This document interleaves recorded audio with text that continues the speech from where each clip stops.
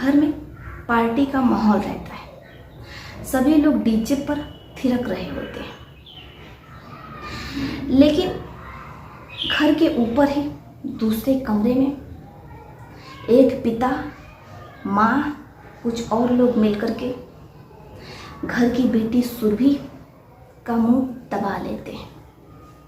इसके बाद पिता नीचे आता है और वो कहता है, डीजे की आवाज़ थोड़ी तेज़ कीजिए। जैसे ही डीजे की आवाज़ तेज़ होती है, राजेंद्र 25 मिनट तक मेहमानों के साथ थिरकते हैं। इसके बाद वो ऊपर आ जाते हैं और अपनी बेटी पर लगातार चाकू से हमला करने लगते हैं। ताबड़तोड़ हमले से सुरभि जिसकी मौके पर ही मौत हो जाती है। इसके बाद राजेंद्र और उनकी पत्नी तंदूर में, यानी कि जो बड़ा वाला भगोना होता है, अपनी बेटी को इतना पकाते हैं कि जब तक उनकी बेटी सुरभि की राख ना बन जाए। जैसे ही बेटी सुरभि की राख बन जाती है, रात के अंधेरे में राजेंद्र गुपचुप खामोशी से दबे पांव वो नदी के किनारे जाते हैं और अपनी बेटी की राख को नदी में बहवा देते हैं।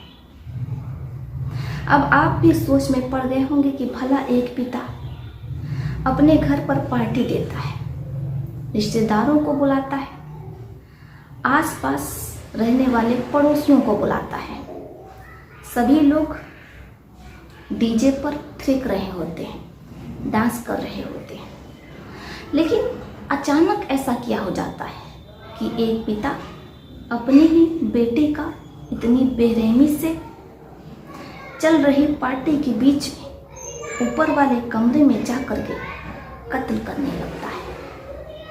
और इसके बाद भी उसका मन नहीं भरता है तो वो अपनी बेटी को तंदूर में पकाता है जब तक कि वो राख न बन जाए।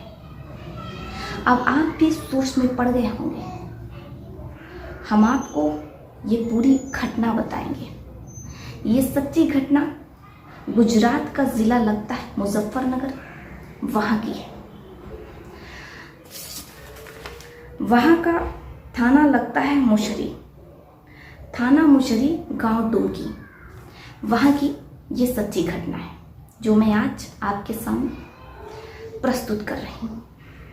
जब आप ये पूरी घटना सुनेंगे तो आपका रिश्तों से विश्वास उठ जाएगा। भला एक पिता, माँ अपनी बेटी के साथ ऐसा कैसे और क्यों कर सकते हैं? आपको पूरी सच्चाई पता चल जाएगी जब आप ये पूरी घटना सुनेंगे। राजेंद्र जो कि अपने गांव का पार्षद रहता है, उसकी इकलौती बेटी जिसका नाम सुरभि रहता है। सुरभि जो अब राख बन जाती है, लेकिन इधर जो सुरभि का बॉयफ्रेंड रहता है, प्रेमी, उसका नाम मिथुन रहता है। वो अपनी प्रेमिका को लगातार फ़ोन लगा रहा होता है क्योंकि अगले 5 दिन से ना तो सुरभि से उससे बात हो रही थी और ना ही सुरभि ने उसे कोई मैसेज किया था। उसे कुछ समझ में नहीं आ रहा था कि उसकी प्रेमिका के साथ ऐसा क्या हुआ है। उसका मन घबरा रहा होता है कि कहीं उसकी प्रेमिका के साथ कोई अनहोनी ना हो गई हो, क्योंकि उसके पिता राजेंद्र उसका मोबाइल छीन लेते हैं। सुरभि अपने प्रेमी मिथुन से बात नहीं कर पाती है, इसलिए वो परेशान होकर अपने प्रेमी मिथुन के साथ भाग जाती है। अब जो पार्षद रहते हैं राजेंद्र, वो अपनी बेटी की गुमशुदगी की थाने पर जाकर रिपोर्ट दर्ज करवाते हैं। अपनी बेटी के लिए तड़प रहे होते हैं। वो चाहते हैं कि बस किसी तरीके से उनकी बेटी उन्हें मिल जाए। पुलिस वाले भी मामले की गंभीरता को देखते हैं पार्षद राजेंद्र की बेटी को ढूंढने में सफल हो जाते हैं। बेटी घर आ जाती है, लेकिन वो फिर से पूर्व पार्षद के बेटे मिथुन से बात कर रही होती है। पिता राजेंद्र अपनी बेटी को बहुत समझाते हैं वो पूर्व पार्षद के बेटे मिथुन से बात ना करे, लेकिन बेटी जिसका प्रेम प्रसंग रहता है मिथुन से, इसलिए वो अपने पिता की एक नहीं सुनती है।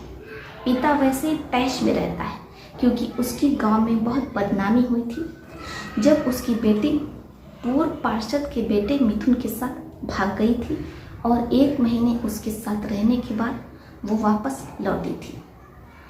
लेकिन इसके बावजूद भी राजेंद्र अपनी बेटी को समझाते हैं कि वो उसकी शादी अच्छे से अच्छे घर में, अच्छे परिवार में, एक अच्छे लड़के से करवा देंगे। लेकिन बेटी को भूत सवार था इश्क का, और ऐसे में बेटी समझौता नहीं करना चाहती थी। इधर जो मिथुन रहता है वो लगातार अपनी गर्लफ्रेंड व्हाट्सएप पर मैसेज कर रहा होता है, फ़ोन लगा रहा होता है, लेकिन ना तो मैसेज पहुंचता है और ना ही बातचीत हो पाती है।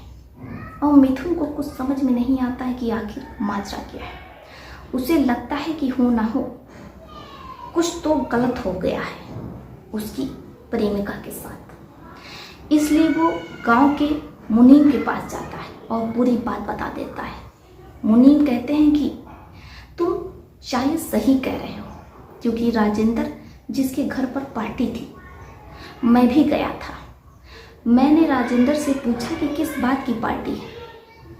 राजेंद्र ने कहा कि बस ऐसे ही। भला बिना वजह कोई पार्टी कैसे, किस लिए और क्यों ही देगा। और पार्टी में बहुत ही तेज डीजे बजाया जा रहा था, लेकिन सुरभि उस पार्टी में कहीं भी नजर नहीं आ रही थी। अब जो मिथुन रहता है उसकी शंका गहरा जाती है। वो थाने जाता है। पुलिस वाले मामले की संगीनता को समझते हैं और फिर पार्षद राजेंद्र के घर पर पहुंचते हैं और उनसे पूछते हैं कि तुम्हारी बेटी सुरभि कहाँ है। पार्षद कहता है कि मेरी बेटी सुरभि को मैंने रिश्तेदारों के यहाँ भेज दिया है।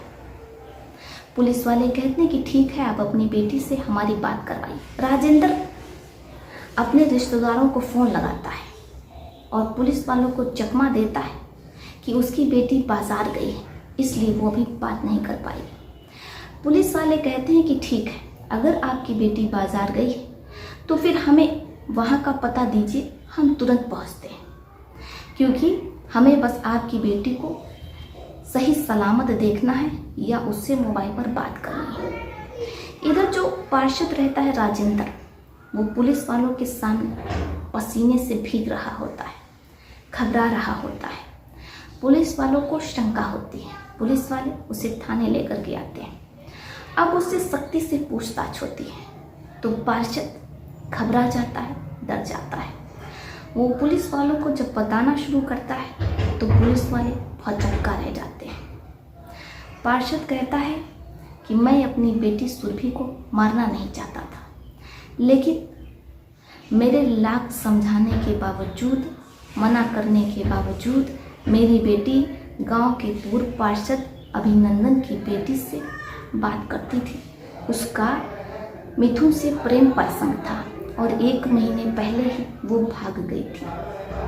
लेकिन इसके बावजूद मैंने अपनी बेटी के हाथ जोड़े, बहुत समझाया कि वो मिथुन से ना बात करे, लेकिन मेरी बेटी ने मेरी एक नहीं सुनी। इसलिए मैंने प्लान बनाया और घर में पार्टी रख दी ताकि किसी को शक ना हो, और डीजे की आवाज़ तेज रखी ताकि मेरी बेटी की आवाज़ किसी को सुनाई ना दे। और हुआ भी वैसे ही। डीजे की आवाज़ मैंने फुल करवा दी, किसी को कानों कान फनक नहीं लगी कि ऊपर वाले कमरे में किसी की इतनी निर्मम हत्या हो रही है, वो भी उसके ही अपने पिता और माँ के द्वारा। जब पुलिस वाले ये सुनते हैं तो दंग रह जाते हैं कि एक पिता का इतना भयावह चेहरा भी हो सकता है, वो भी उस खोखले समाज के लिए, जो समाज हमारे बुरे समय में हमारे काम नहीं आता है।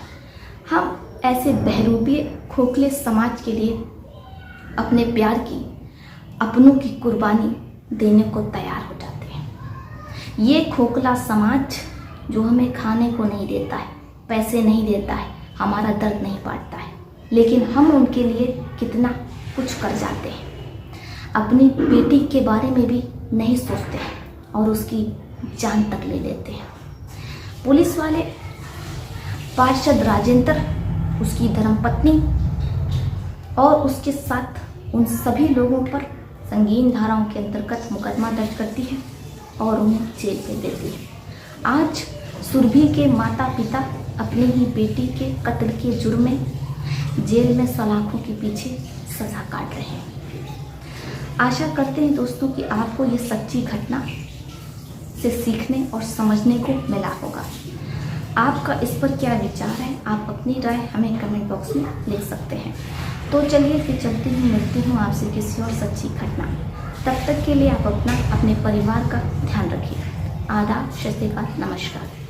अगर आप चाहते हैं कि मैं अपने वीडियो में आपके शहर का नाम लूँ तो कमेंट बॉक्स में आप लोग अपने शहर का नाम ज़रूर लिखिए। आदाब, सत श्री अकाल, नमस्कार।